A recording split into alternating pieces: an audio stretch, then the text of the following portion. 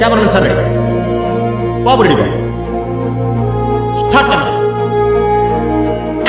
ఇది జీలకర్ర బెల్లం.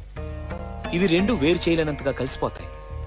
పెళ్లి తర్వాత భార్యాభర్తలు కూడా జీవితాంతం అలా కలిసి ఉండాలని ఇవి తలపై పెట్టిస్తాయి.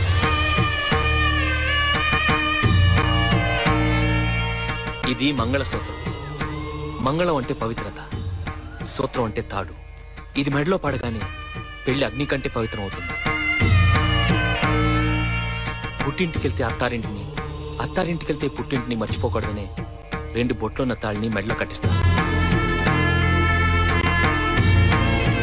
తలంబ్రాలంటే తలపై నుండి రాలిపడేవి.